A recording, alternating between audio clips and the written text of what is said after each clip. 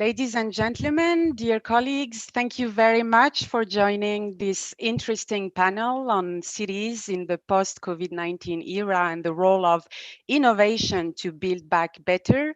My name is Aziza Akhmouch. I work at the OECD. I'm in charge of the division that deals with cities, urban policies, and sustainable development. And I'll have the pleasure to moderate this panel, and I thank very much the distinguished panelists that are joining us for this session. I'll introduce them in a few seconds. A bit of background from some work we have done at the OECD on cities and COVID-19 to set the scene for the conversation today in terms of what we've learned from the pandemic so far in terms of building back better cities and the role of innovation to that effect. Many of you may actually live in cities. One in two person worldwide actually lives in a city today. And what we've seen is that cities were not only particularly hit by the pandemic of COVID-19, but also very much on the front line in terms of responding, not only to contain the pandemic itself as much as possible and the spread of the virus, and the actions mainly consisted in implementing nationwide measures such as lockdowns and physical distancing and making masks available when they became compulsory in many parts of the world, but they also played a critical function to actually coordinate and continue and put the well-being of their residents at the core of their policy responses, not only ensuring the continuity of local public services such as water, sanitation, solid waste, transport, but also protecting vulnerable groups, the elderly, women, youth, migrants, providing for measures that prevented rent eviction, amongst others, and supporting small businesses, restaurants, local shops that were particularly hit by this halt in global production and consumption. And lastly, and that's really the focus of today's conversation, they've been really leading the way in terms of constructing and confronting the risks and contributing to some of the recovery packages that were set in many of the countries, because we know this is not just a health crisis. It had actually huge social and economic impacts and consequences for the very long term. And building back better, looking at issues related to digitalization, but also the green transition and the renewed social contract between cities and urban residents in terms of trust and public participation are very much at the core of these actions. So we did at the OECD a massive inventory of responses of more than 100 cities worldwide that I invite you to consult online, policy responses to the COVID-19 in cities, and where we see that this crisis was really, to some extent, not revealing many new things. When it comes to the structural inequalities and issues that our cities, in particular the large and dense ones, are facing, because for a long period, we have seen the costs of what we call agglomerations in terms of housing affordability, traffic congestion, air pollution, urban safety, inequality, spatial segregation, and so on. What the crisis did to some extent is to accelerate a number of trends that were already ongoing and to act a bit as a magnifying glass that has urged many of the local leaders, mayors in particular, to accelerate their action on a number of fronts. And this is not new, because all pandemics in the past have triggered rethinking about the cities and new urban paradigms, whether you're looking, for example, at the cholera pandemic in a city like Paris back in the 19th century, where when Haussmann was appointed Préfet de la Seine, started huge works related to hygiene, water, and sanitation that aimed to transform the city as a postal card. The new thing of this crisis is really the innovation, the digitalization, the way basically we have managed through massive investment in digital infrastructure to substitute somehow the physical proximity that characterizes the agglomeration of people in cities, this spatial concentration that is generating many spillovers, many innovations and many benefits by a digital proximity. And we have seen this with online education, telemedicine, e-commerce, and of course, telework, which is probably the main revolution that many of us have experienced. And the session today is really meant to convey the thinking that innovation is not only technological, it's not only digital, although that technological and digital innovation is essential to trigger better local public policies, better planning, better investment strategies, more system thinking at the local level with mayors and city governments at the forefront of that change of paradigm. And some of the work we've done on the innovation capacity of cities and that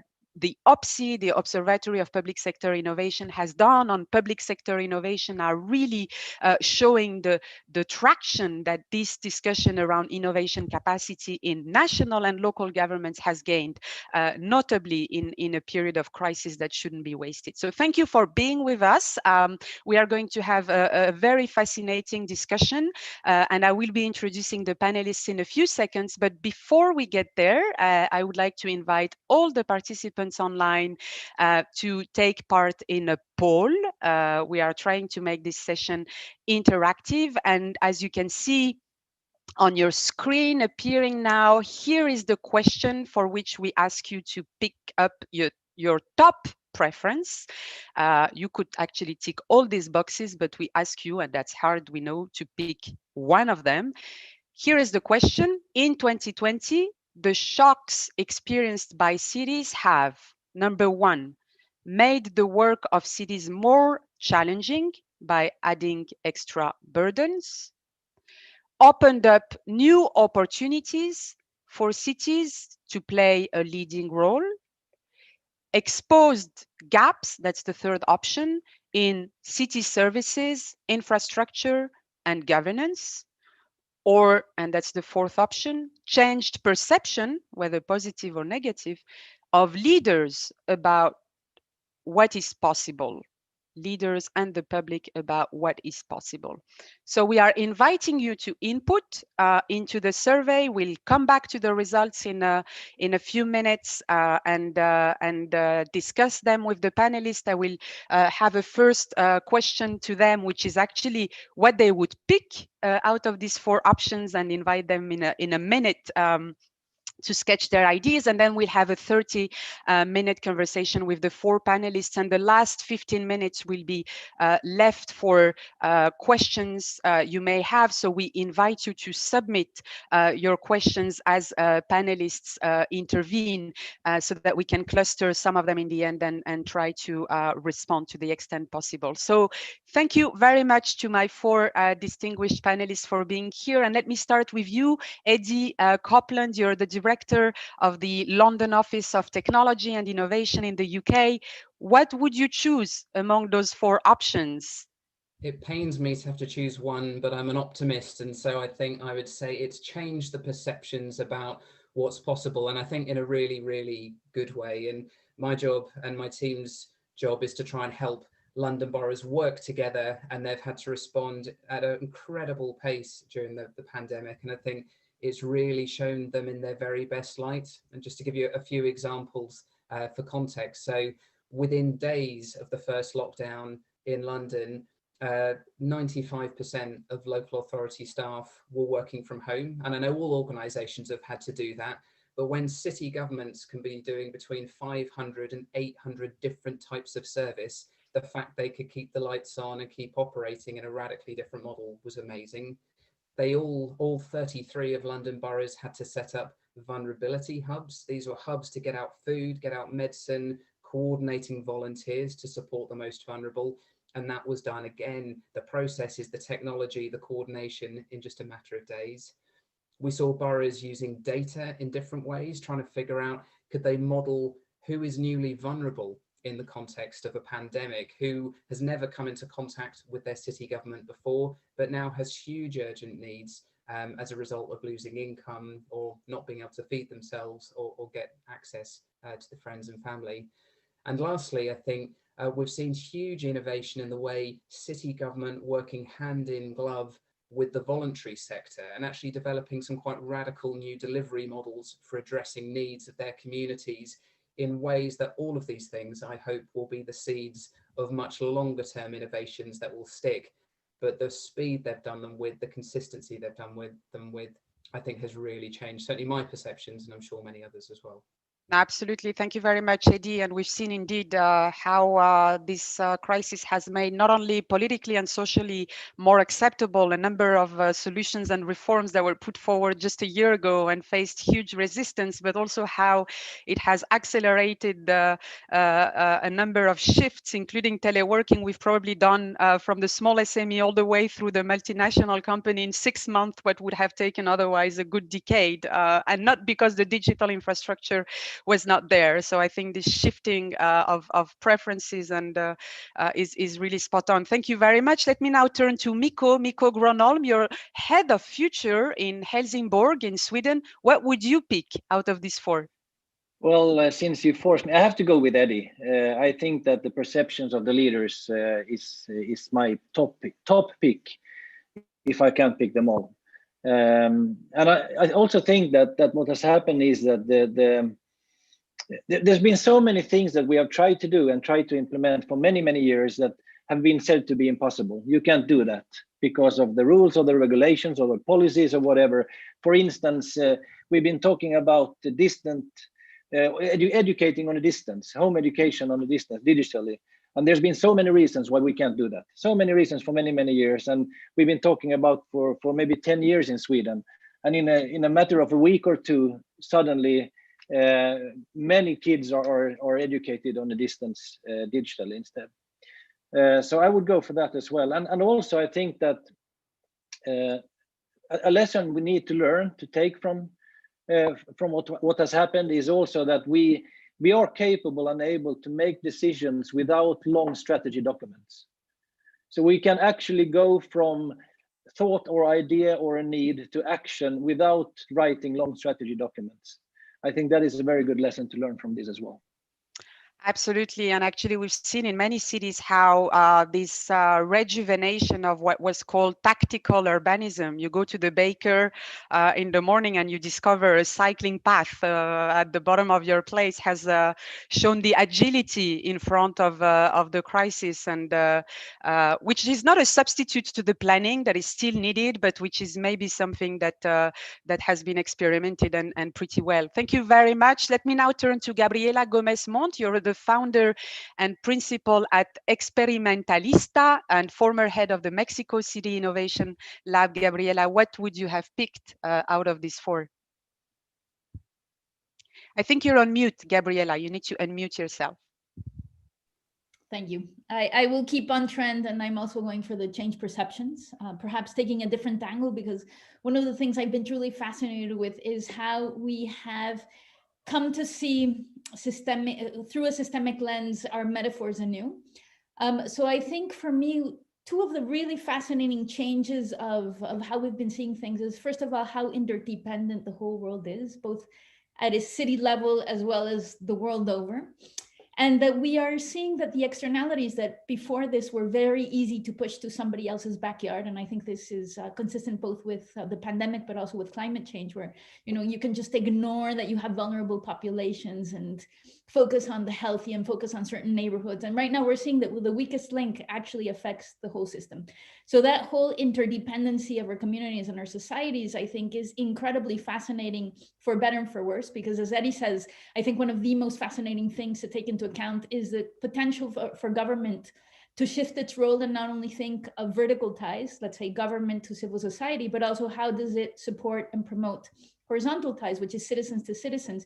Because of course, if these ties are already in place before a crisis, and we've seen this twice with very big earthquakes in Mexico City, then it's so much easier to activate this amazing resources that city has, which is its human talent, its human capability, its human potential. But things hopefully will be put in place before that, and, you know, hence great enabling environments, if you will. And then the other thing that I've found quite interesting, also keeping in tune with the things that have accelerated for the better, because it has also exacerbated for sure. But for example, Portugal passing very quickly an immigration law where they made legal all of the illegal immigrants that were living in their territory, very much, again, focused on the weakest link is actually going to affect our whole community. So how do we strengthen those weakest links?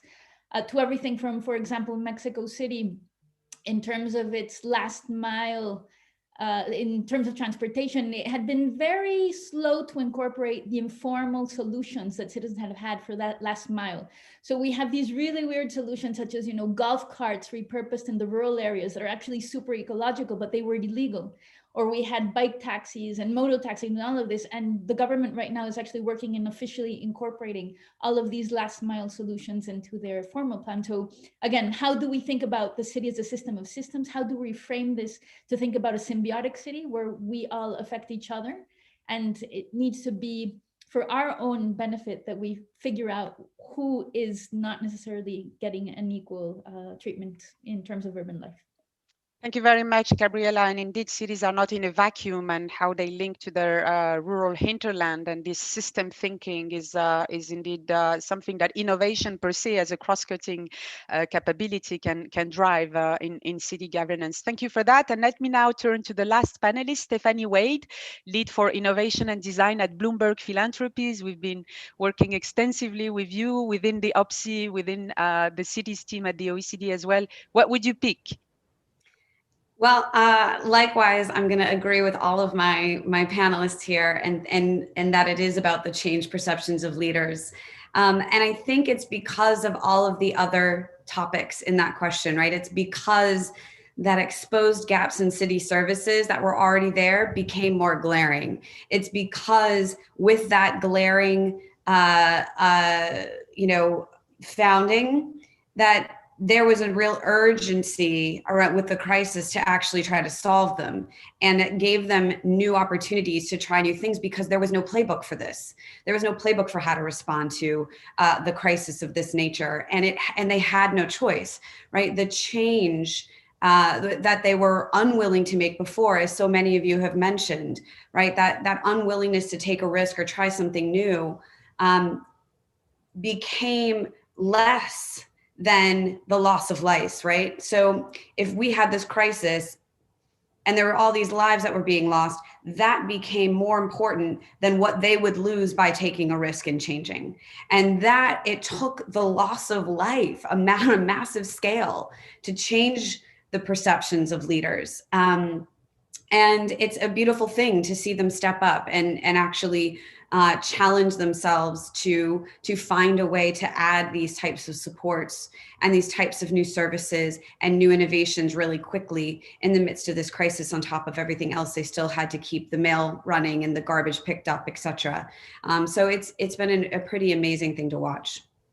Thank you very much, Stephanie. And I'm seeing the results now real time out of the survey, which actually echo very much the last point you made about having to think of innovation and change perceptions while also having to struggle with hot potatoes every day and very basic services, because actually 38.1%, that's the highest share in terms of the participants' vote, goes to this exposure of gaps in city services, in infrastructure, in governance. It's true that being locked down, we've all discovered or rediscovered the places where we live, their pros, their cons, their limitations, and the vulnerables being particularly hit by the crisis. A lot of invisible things maybe so far were made pretty much visible during the crisis.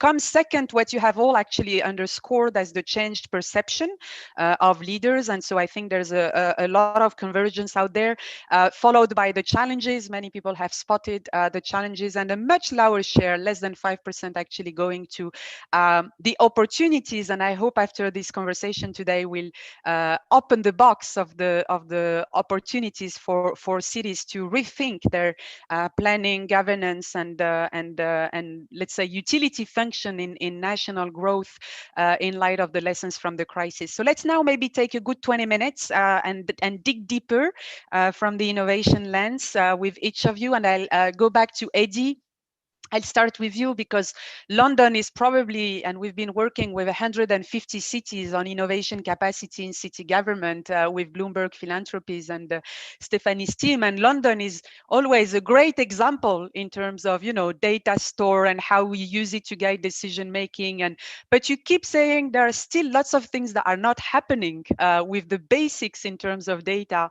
And I know you emphasize a lot the beauty of what can be done at the local level, but its irrelevance if proper coordination with the national level is not ensured. And in a country like the UK, where devolution is a sensitive issue and decentralization as well, could you take us through some of the messages you have in this, not the basic happening, and how we work with national governments in driving innovation?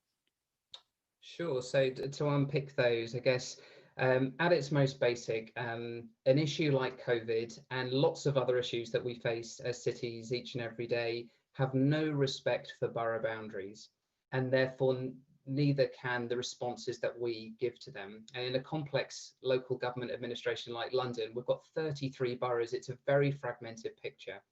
And I think over recent years, we've seen that nearly all boroughs are now really good at using their own data, but we can't have a coordinated, effective approach if we've all got our individual pieces of the jigsaw, and we can never take a step back and see what the big picture shows.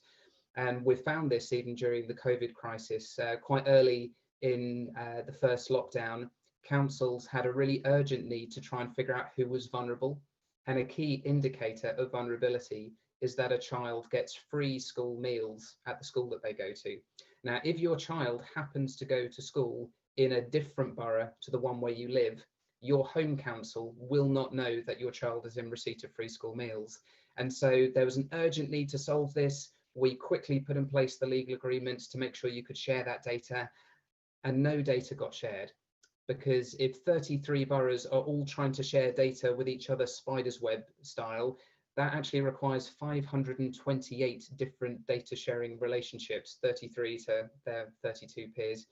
It just doesn't work. And so there's some real basics that my team, in collaboration with the boroughs, have been working on to try and say we have to find a way that whatever crisis hits us next, we can easily access data securely, ethically, and legally when we want to. Because if we don't have the information to do our jobs, we just can't react in the way that we want. So data, fixing the basics is really, really important.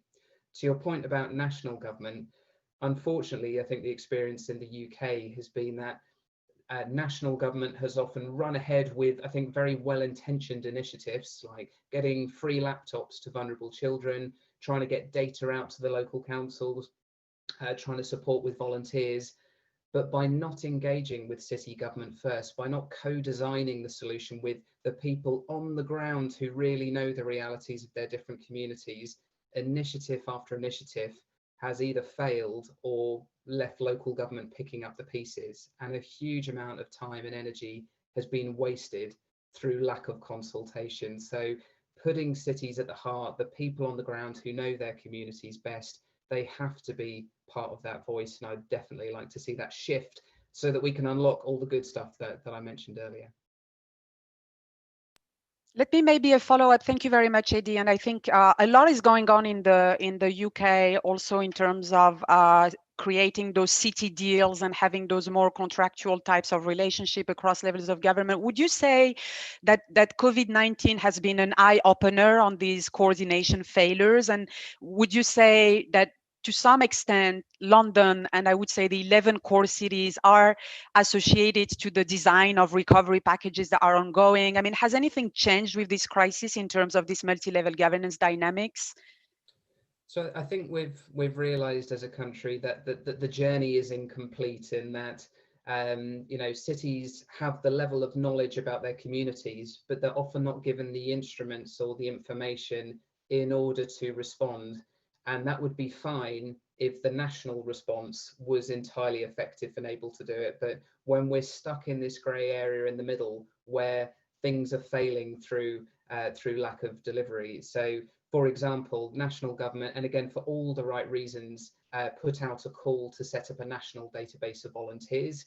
That was wonderful, except that wasn't plugged in to the level of need in local communities. So we had this matching problem, a huge list of volunteers wanting to help, lots of local need who couldn't tap into that great supply of volunteers. And again, with a bit more thought, with a bit more user design, all the kind of techniques that we use in the innovation world and should be effectively business as usual, it's just that kind of simple stuff that was missing. So definite friction, definite simple steps we could take to make it much better. But we have to have a partnership approach with these kind of urgent issues. COVID's the first, there'll be many more to come. We need the dialogue going in both directions to come up with stuff that's going to work.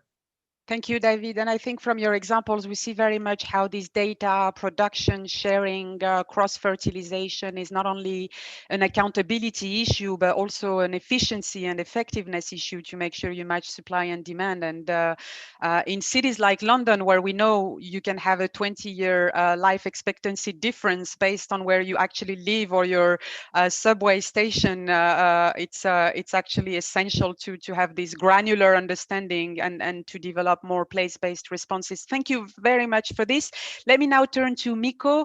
Micco, you have a very interesting portfolio, Head of Future, and you keep saying we make the future we want and we should not make irrational decisions. And I know you've done extensive work to make the case for the structure, the culture, the capabilities to make the whole organization innovative, but that you've also been exposed to challenges related to failures. And you know, at the OECD, we always find a lot of candidates to share best practices, but it's always harder, as elsewhere, I guess, to understand the failures and what went wrong. And so if you can take us through how innovation has helped you unlock that potential as well.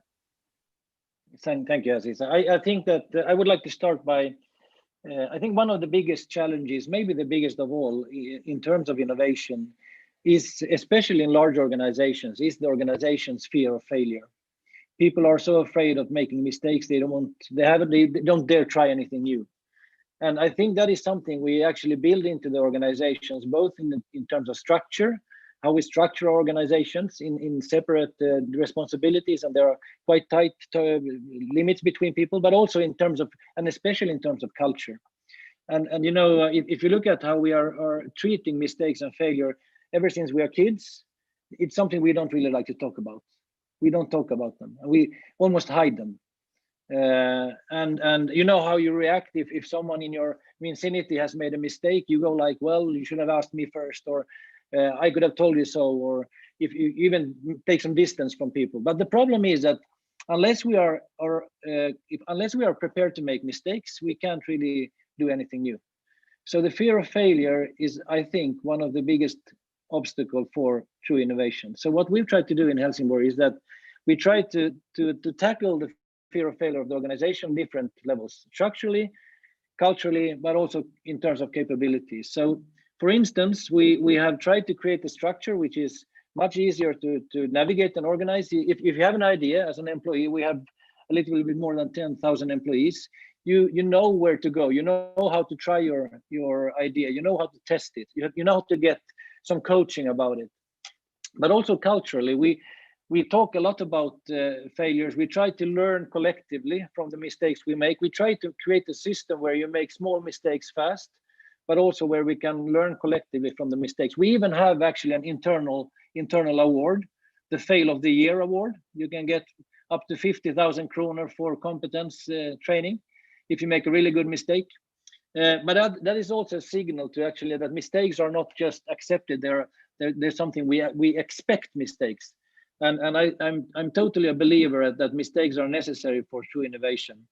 But also in terms of competence, because what we have done is that we actually train all our 500 managers in managing skills. Because when we talk about change, transformation, innovation, and also in the end we talk about resilience, it's all about capabilities. If the managers of our organization doesn't have the tools and the competence to lead change, we can't accept. We don't get any change. So in two different programs, we have trained all managers. First, it was about their managing skills in the first program, and in the second program, we are much more focusing on how to involve all the 10,000 employees as well. So what we try to do here, this is a short story, is to create a system and a culture that truly that fosters innovation in each and every employee of the city. With the aim of becoming one of the most innovative cities in Europe, of course. Thank you so much. And I think your examples, including the award, show the extent to which you need a good combination of a conducive structure, very clear incentive mechanisms, but also people themselves. We tend to focus the training on the people, and it's true that you need to have this triptych to make it work. And it's just by curiosity, but that award, tell us more about that. How does it work? So we have a number of internal awards. We have the Workplace of the Year. We have the Cooperation of the Year, cooperation between different departments, but also the Failure of the Year. So it's quite simple. You can nominate yourself or a friend or a colleague. You do it on the internet, and you explain about. And the thing is that we don't. It's actually stated that it's a Fail of the Year award, where the lessons learned is what we are looking for. So you're presenting the mistake, and also, but most importantly, you're presenting the lessons learned from that mistake. And once a year, we have a big award ceremony internally where people get their awards. And we also give awards to the Mistake of the Year, the Fail of the Year award. Absolutely, really inspiring. Thank you very much, and I'm sure this will trigger a lot of questions. And please continue to ask your questions via the Q&A and chat functions. We are bundling them. We have a good 7-8 questions already lined up. We'll go through the end of the first round and then start addressing them. So let me now turn to our third panelist, Gabriella Gomez-Mont. I'm back to you, former head of the Mexico City Innovation Lab. And something I liked very much about your conception of innovation is you talk about political imagination, and you really see in Mexico cities as being the enabling environment. And we often say actually that cities are much more agile and laboratories for innovation than sometimes what national administrations could be. How true is this? What do you put behind political imagination? What kinds of innovation have you been looking at? Well, definitely when I was in government in Mexico City, there were so many lessons around this. And perhaps one interesting thing is that when I was talking about the mayor, about my role, instead of becoming the chief innovation officer, which I think is a role that we can see the world over. Stephanie knows about this because they've helped install many chief innovation officers across the US. We actually decided that my role would be chief creative officer for Mexico City. So I headed a team of 20 people, half of them from the urban sciences, half of them from the humanities. So you had everything from urban geographers, political scientists, lawyers, AI experts working hand in hand with artists, designers, philosophers, historians, et cetera, and then everything we did sat in between. And why do I mention this in the context of your question is because I think one of the things that I think have all applauded is to see how quickly cities and societies can react in a crisis. You know, they will say in politics, never waste a good crisis. But the thing that I really think is interesting is that so many times this quick act can take us in the right direction. And other times you can actually create a path dependency that goes the wrong way. So as Micco was saying, I think that continuous learning loop is incredibly important, but also actually related to his role. I think that there's one step before that, which is defining what type of societies that we want to become. So how do we create participatory practices and collaboration, not only for specific projects and specific innovations and specific technology, but how do we go back to that very essence of politics and political imagination to ask ourselves again, first principles? Who do we want to be together? How do we want to live together? What type of societies are? How do we want to move together, be healthy together? And I think that we can many times see the hidden response. So let's say in terms of just like one innovation that we've seen the world over, which is the tracking that is going on. I think certain places such as Taiwan, such as Canada have done a fabulous job because they have been deeply thinking about how this actually also protects identity and what security measurements are in place and how this does not become an additional big brother with the excuse of a crisis, which creates its own path dependency. And we're seeing awful things happening in the US, for example, in terms of Amazon and Facebook collaborating with ICE to get illegal immigrants, illegally actually, because many cities in the US are sanctuary cities. So I think that path dependency is actually a really important thing, and hence thinking about the future. When I was still in Mexico City, one of the other things that we did when we crowdsourced the Mexico City Constitution, which was a big exercise in thinking about the society we are and wanted to be, was we did a survey across 31,000 people and 1,500 neighborhoods, asking them, amongst many other questions, how do you imagine the future of a city? And even though we were prompting for positive responses, we got back mostly apocalyptical scenarios, to our big surprise. And that started a whole thinking process within the lab of saying, do we need to be concerned that people cannot imagine a positive future? Do we need to be concerned that, except for excuses such as the Constitution of Mexico City, except for voting every so often, except for the reaction of activists against mostly policy, that we don't have that many civic spaces? So in a certain sense, I think that part of that enabling environment, part of that political imagination that you asked me about, is once again thinking that civics and that messy political question is not something that we can just skip over, because crises will both accentuate and accelerate the beautiful and the terrible of our societies. So how do we work with this? How, to Eddie's point, do we think about open knowledge system and open data? Because, when you already have that in place, you just plug information into the system. We're seeing this with the vaccine. It's crazy to see how collaborating across borders. I mean, this is completely historical and such good news that we have been able to accelerate these processes. I've also, because of Corona and how bad the weather app here where I'm living has become, I found out that actually the reason is because there's not that many planes in the sky, which is feeding back information to all weather systems across the world. And I had no idea that the weather system is actually an open platform of knowledge across countries. So how do we do this at the city level? And how do we also do this internationally? How do we think about urban commons? How do we think about new typologies for civic spaces? How do we think about territories for experimentation? How do we think about funds for experimentation? So, really putting into place all of these things that when a crisis hits, we know how we react because we know the people in the society want to be, but we also have everything put into place, including the articulations and the resources, so that innovation not only comes from government, but it actually goes into the very fabric of society with ideas traveling the city.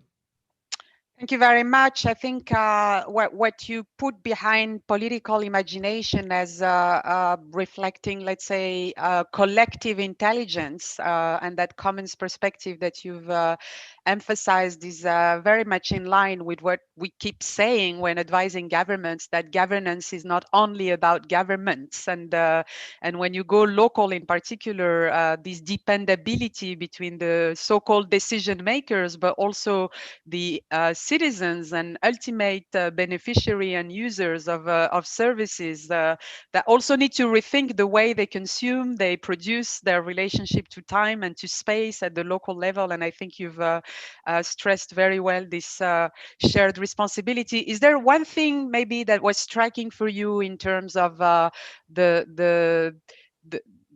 the willingness not to go back to normal in the case of Mexico after this pandemic? Do you see one thing that this crisis has really opened the eyes on and that will never be the same after this pandemic?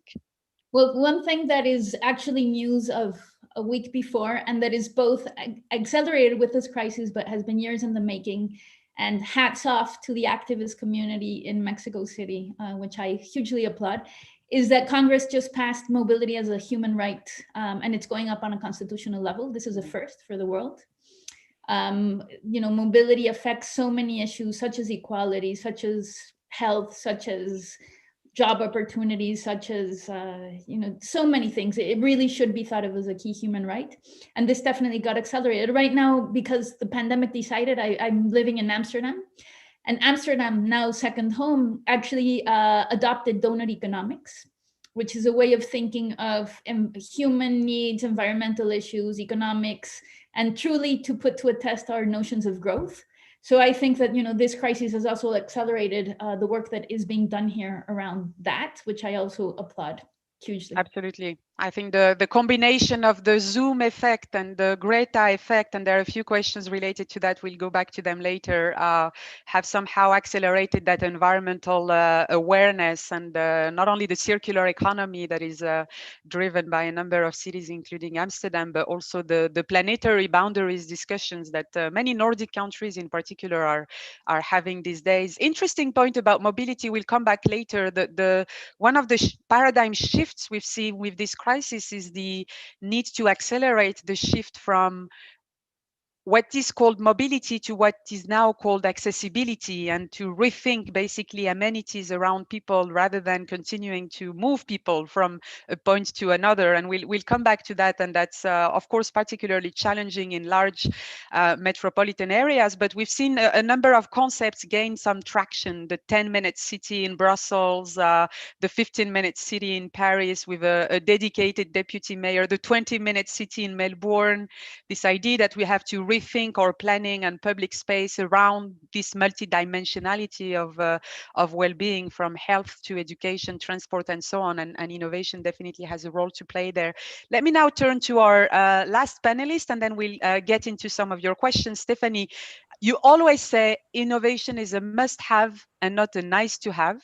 And you are a strong, firm believer that this crisis has really shed light on the pivotal moment that we need in that conversation to go more innovative, to be more bold, more ambitious. If one wants to be provocative, one could also say that cities have never been that slammed, also in terms of budget, in terms of capabilities, and there's a risk actually of going backward, because we know that under the empire of necessity, we tend sometimes to focus on emergency responses and go back to the basics, infrastructure, service delivery, and not necessarily invest in the long-term recovery, where innovation plays an essential role to bear fruit. So what's your take? How do you see this tipping point, if there is any, and if you have examples that can be a bit promising and inspirational here? Absolutely, thank you. You know, innovation, we've been watching innovation in the government unfold for decades, but really I think the most growth we've seen is from like 2010 to now, so for about the past 10 years. And starting in 2012 in the United States, there were only 5 chief innovation officers in cities in all of the US. And today we're seeing that there's over 80. It's a massive amount of growth. And we're seeing that same trend happen outside of the United States as well. And it's because of the pioneer cities that started doing this that we're able to show the value that it brings across cities, the value of actually saying and putting a kind of a flag down in the ground and saying, we're going to actually try something different, right? As you mentioned, cities are strapped. They always have been. There's always working on a shoestring budget to try to deliver a ton of services. The city level is where all of the policies, all of the mandates, end up falling. The burden of government, falls on the cities, and they often have the least amount of resources to do it. So they've been operating, on a crisis mode on some level constantly. There's always we need to fix this quickly, right? They're on the ground. And so a crisis in of itself isn't totally new to cities, but as they've started adding in this innovation capacity and actually devoting staff in City Hall to say, we can't keep running from fire to fire to fire. Where can we step back and actually think about doing things differently? Because the fires that they were putting out meant that they weren't actually transforming resident experiences. They were just trying to make it not bad very often. And so with this ability to step back and bring in the innovation capacity to look at this, they're able to use that innovation capacity across city departments to break down silos, to find those interactive moments where they can leverage the existing services to do something better and maybe stop putting out as many fires because of it, right? To build different capacities and to rethink how they're delivering things. And as some cities did this, others started catching wind of, wait a minute, you actually did what with your money? And now you're actually making things better for residents and maybe being more efficient in how you're doing it. Well, I maybe want to do that too. And so that's what we've done at Bloomberg Philanthropies is helping to encourage other cities to help give them access to innovation tools, skill sets through training, through bringing in innovation staff and capacity, but sharing those lessons learned so that it spurs others to do it. And so we've seen this incredible insurgence in the adoption of innovation really around the world in government at national, regional, state levels, whatever your system has, but also definitely at the city level. And we've seen in this crisis, right, this crisis of a much different scale, right? COVID is not the daily crisis and the daily fires of, the garbage didn't get picked up in this region and et cetera. It's at an astronomical level. We've seen those mayors and city managers that have innovation capacity, so many of them immediately went to them and tapped them to help lead emergency response, to help think quickly, because again, there's no playbook for this, right? What do? We have to come up with things quickly or people will die. And so they leverage that innovation capacity to come up with different ideas. And I'm happy to share more about some of those later.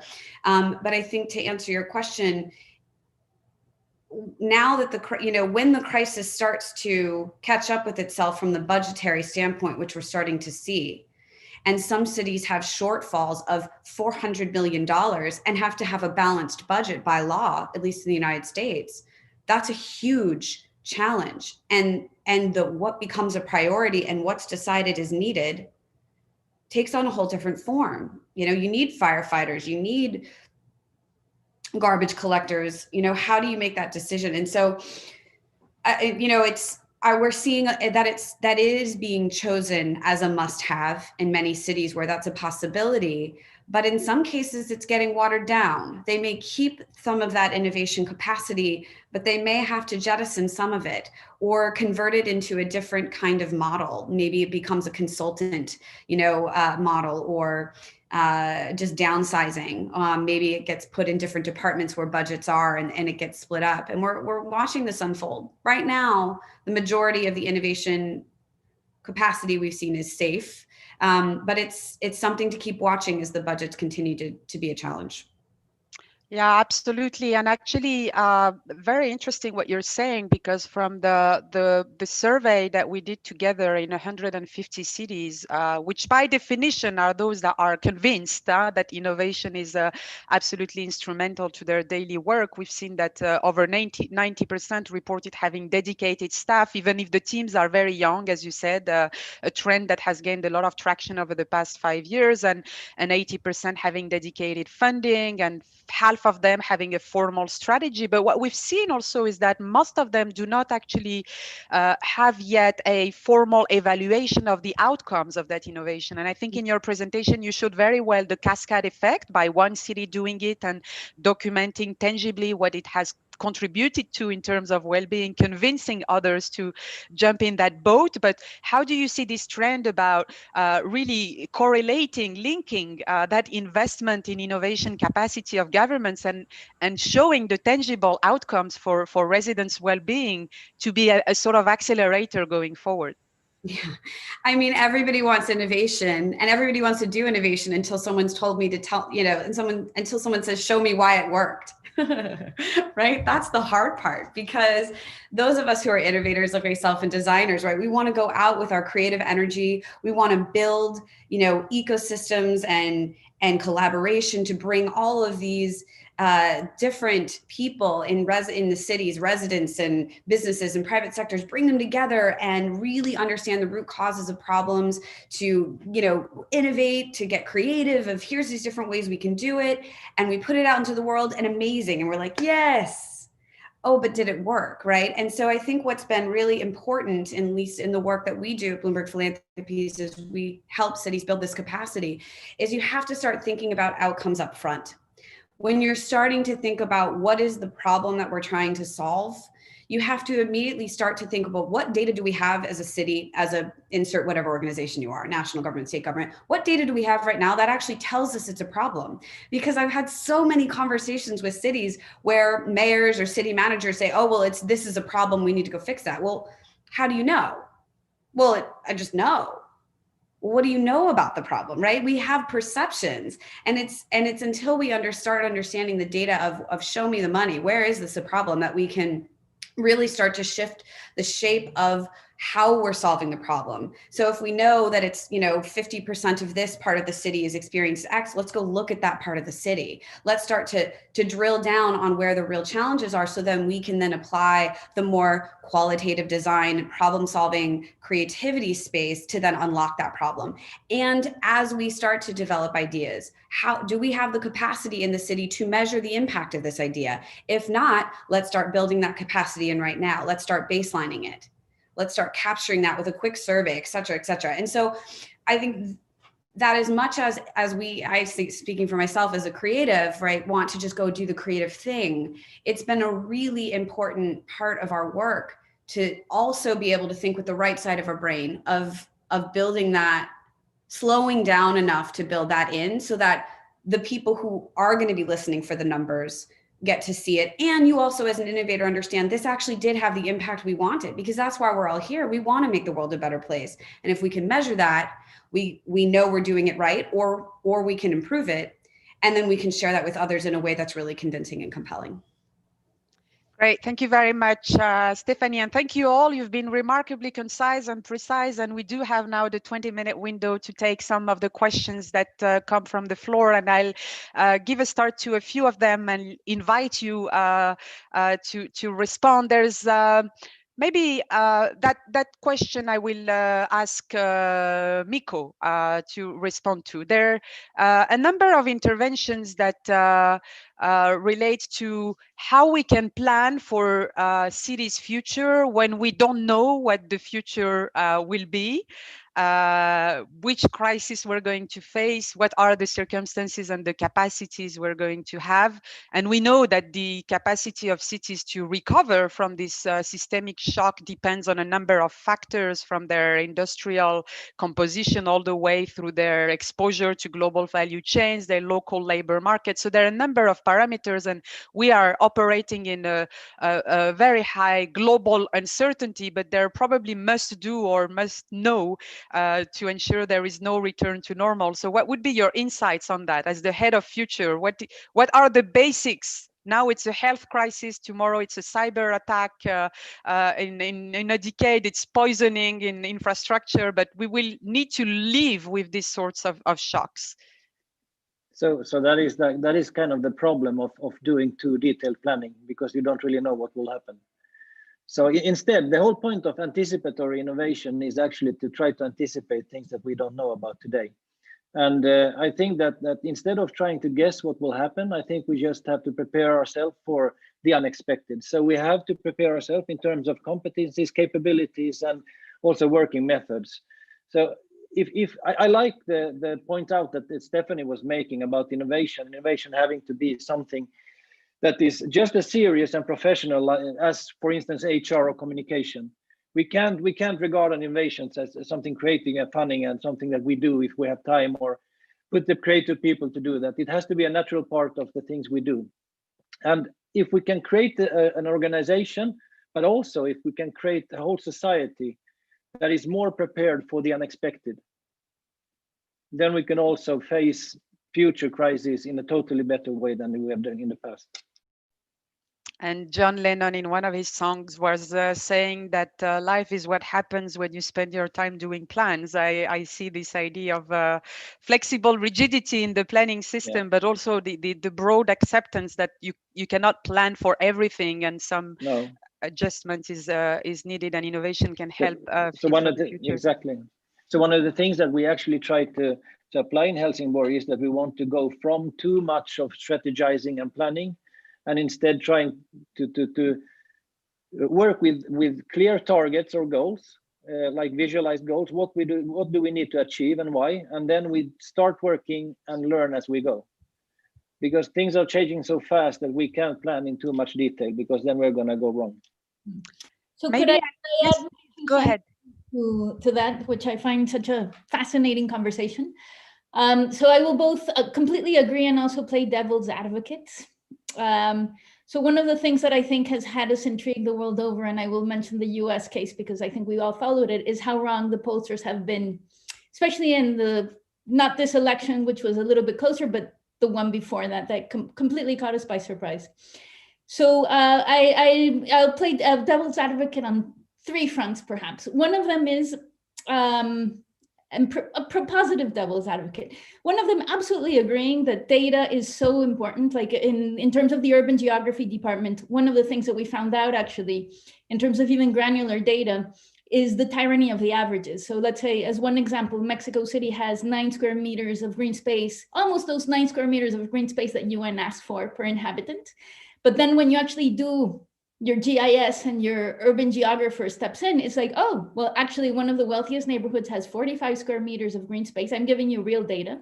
Whereas Iztapalapa, that by the way, has 500,000 kids in its borough, actually has less than 3 square meters of green space. So we really need to follow that data and have a very nuanced view of what reality is. That said, I think that there's a whole strata that we haven't necessarily been taking into account in government, most definitely, which is subjective data. You know, our reality is not only composed of that objective thing that we see out there, but it is also an intangible infrastructure, a symbolic infrastructure.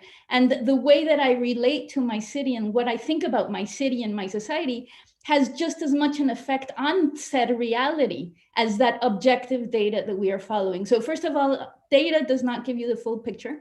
And this is actually where I find that in terms of, and this was the great advantage of having people, because half my team, as I mentioned, came from urban sciences and, you know, doing due diligence, benchmarking, all of this, and the other half came from the creative fields and the cultural fields.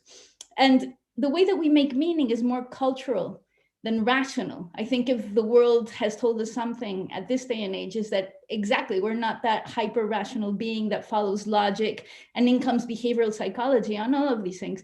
So in a certain sense, I would, the second push prompt that I would say is that I do believe, in terms of what Micco just said and Stephanie, that we absolutely definitely need data-driven strategies. And I think all of us at this table have been pushing for that. But at the same time, I would also profess that experimental grounds need to go beyond that, because it is very easy to follow this linear rational sequence of how things get solved when many of the challenges that societies are facing are non-linear and non-rational. In terms of mobility that I've been mentioning, 1.2 people on average ride in a car every day. So, you know, the issue of traffic, and we have one of the worst traffics in the world, is yes about infrastructure and public transportation, but it's also about our idea of what a car actually is, that it's still seen as an object of desire and social mobility. So we need to think about cultural aspects that are very slippery for that type of data. And at the same time, yes, we need our data. So I would profess that we need both. We need the benchmarking, the data-driven, but we also need the freewheeling, the creative, and the open-ended exploratory cultural probes, because that is what our cities are made of as well. Thank you very much, Gabriella. And I think your point about the balancing act between objective outcome-based data and subjective people-centered data is absolutely spot on. And there's been a number of trends emerging around that, with urban barometers that are relying more on subjective data around the quality of life and well-being in different cities that sometimes reveal information that cannot be captured per se with the traditional statistics we're all using to do the benchmarks. There's a question that maybe I'll direct to you, Eddie, because you did bring that teleworking wave and trend up front. That is one aspect of the new normal urban life seems to be turning from face-to-face presence to something a lot more virtual. What do you see in terms of the impact for cities of the future, this sort of teleworking revolution that many, in particular metropolitan areas, are also seeing as a threat? And not sure if this is the case in London. We're hearing in Paris a lot about the end of the metropolitan century and people quitting large cities to settle down in rural areas or more mid-sized cities close to those urban settlements that can borrow agglomeration benefits, even if we know people are not agglomerating in cities just for work and productivity. But how do you see this digitalization that, as I said earlier, is really the new thing of this pandemic compared to previous one? Is it a threat for the future? Is it not? And how do you adjust in London to the new normal? It's a great question, and I mean, I should put my cards on the table. I have London in my job title. I haven't been to London in 8 months because I live in a small village near a city called Cambridge. That's telling itself. Well, exactly. So it's lovely here, and one of the remarkable things is I forget that I'm not in London because it's the day job. It's all the people I interact with, and actually one of the key points that I evangelize about constantly is, it's wonderful individual organizations innovating by themselves, but so much potential, particularly at a city level, comes from collaboration. And whilst it was initially, awkward, how do you recreate a workshop environment in this kind of setting? Actually, we've figured out how to do that pretty well now. And the ability to be able to work together and get, in my case with Lottie, we have 20 different organizations as members. We can now very easily get them all in the same virtual room to discuss things. So there's, for all the downsides and people worried about property values and the dynamics of a city, and clearly very, very tough for businesses, there is an upside which I definitely embrace, which is the ability to get work done much more collaboratively. And if I can tie this back to the previous question, so in terms of how we build resilience into our cities for whatever hits us next, we recently concluded a project which was done with not just London Borough, Camden, but also working with an agency called FutureGov and with a local authority way outside of London in the central Bedfordshire. And we were able to work seamlessly together on the same project. And that was all about how do you get local authorities working with voluntary sector partners. And to Gabriella's point, we thought that was going to be a data project. How do they share data between each other? And it wasn't. In fact, it was about how do you form great relationships with each other so that you've got the resilience, the know-how, the networks to bounce back. And I think the fact we can do this remotely, the fact that I can take part in this conference without having to go to an airport or jump on the train, let's not lose that wonderful side, however much a vaccine might then trend us towards going back to physical offices later on. So yeah, I'm enjoying the lack of a 4.5-hour daily commute as well. Now that's very interesting, Eddie. And if I can play a bit the devil's advocate here,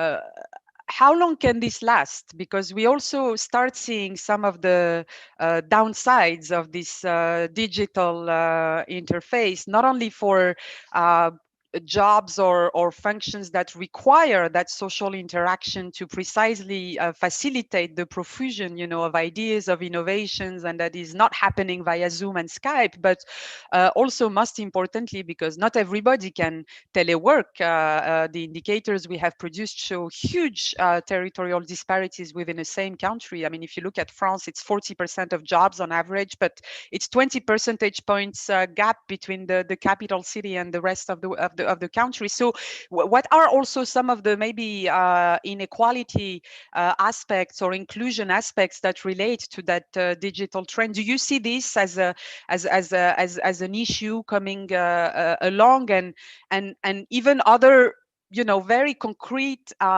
questions that cities are asking today? What are we going to do with all these offices where people are not going to work anymore every day, or at least all days? What does it imply in terms of planning and even the fiscal capacity of cities with the relationship to business?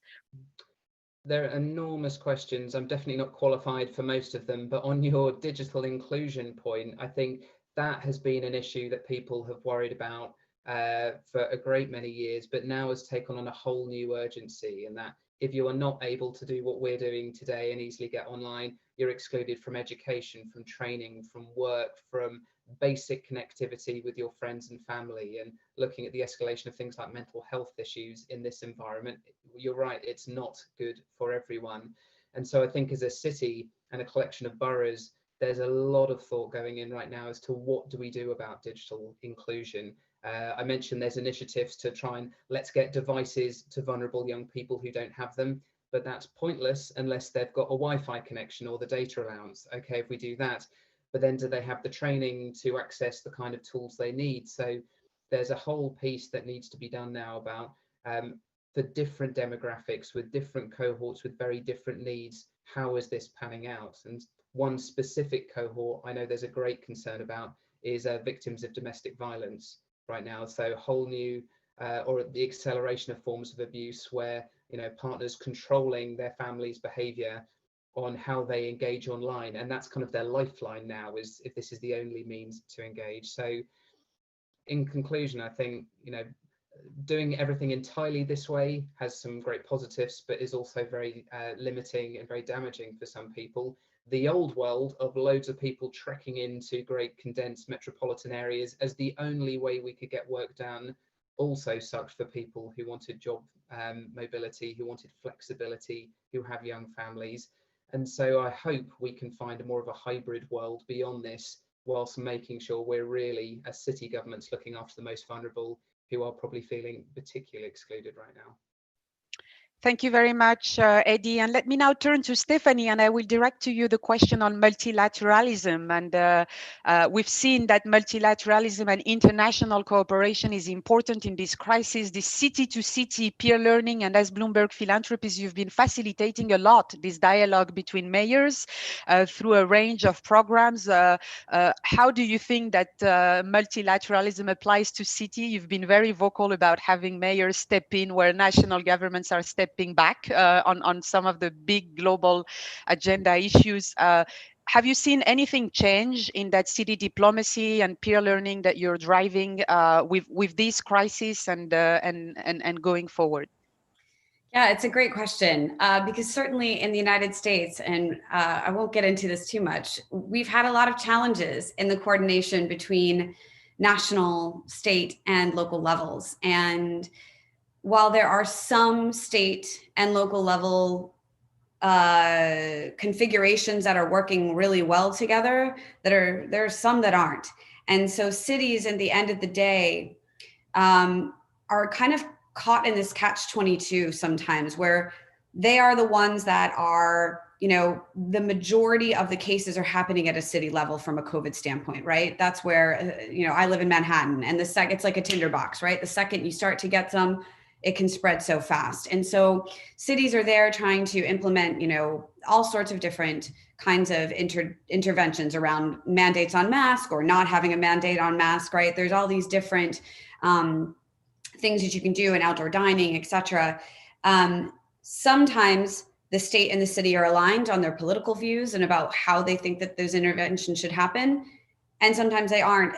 But at the end of the day, the cities are the ones that are at the ground level, right? Or at ground zero, where a lot of these cases are happening, and the opportunity to try to stop the spread of the disease is happening. And so when cities are left to their own to figure it out, if there isn't good coordination from a higher level, or if there is disagreement at a higher level, we see mayors, you know, and city managers really coming together and finding tremendous value in talking to one another, because they understand the challenges that they're facing. And so when they talk at that level, there is empathy, and there's a much stronger dialogue on how to mitigate it, whether it's enforcing, you know, and the kind of state or federal mandate, or if it's how to develop a workaround. Because there's a disagreement.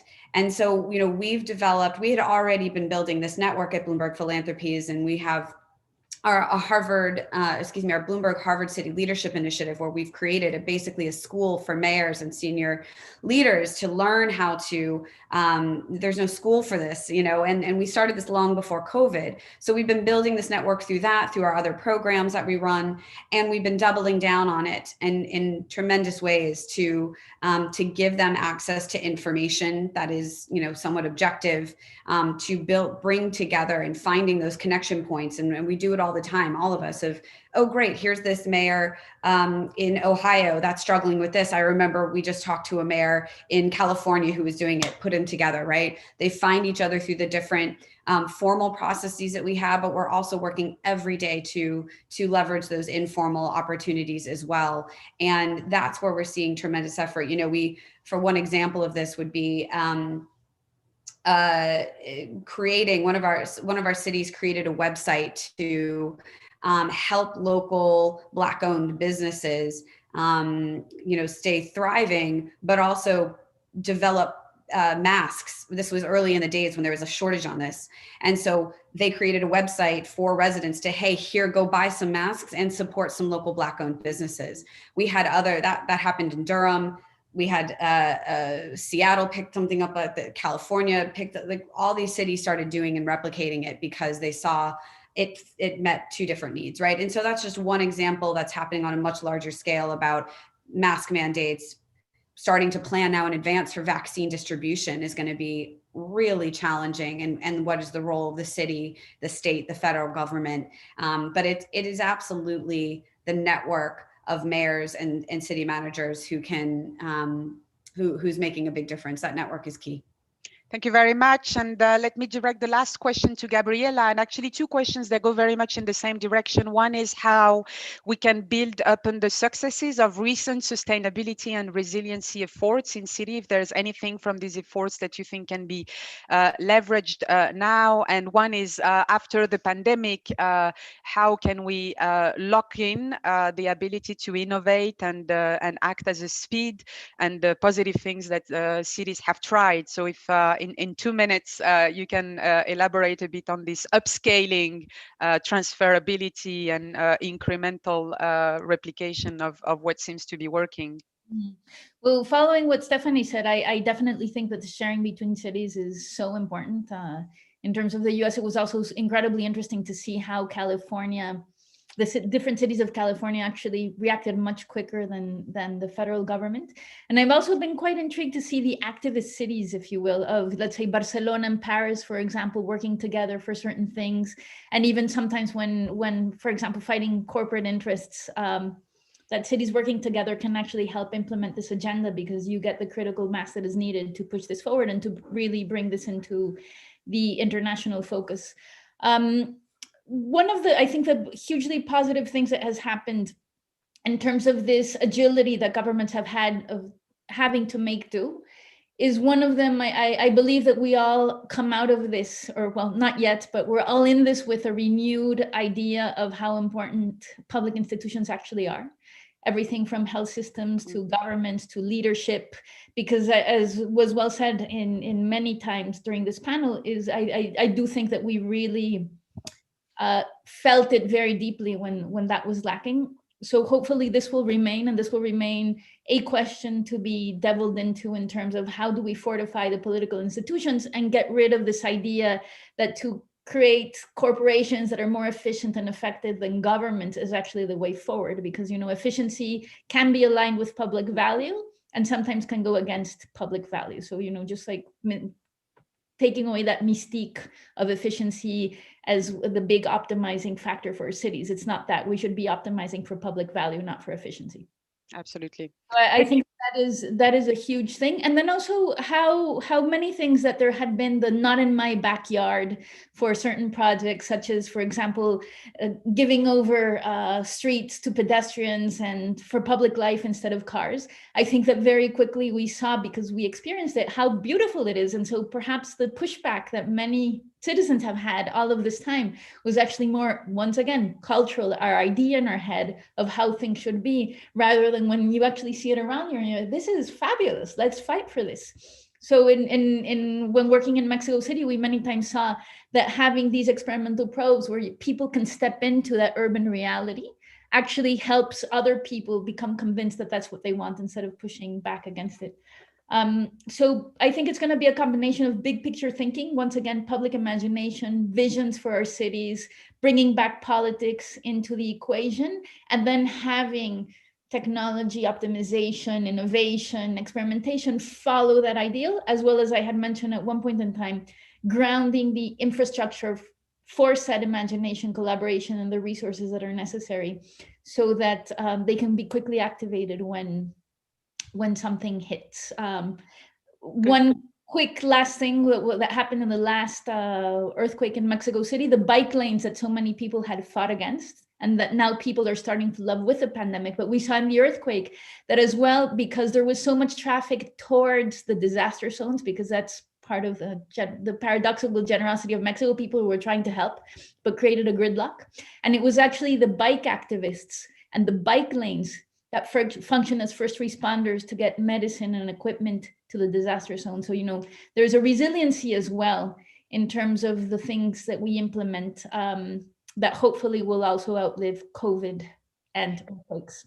Thank you very much for drawing the attention on that policy mix, and urban mobility and the green amenities definitely seem to be the areas where no return to normal in many places seems foreseeable in the short term.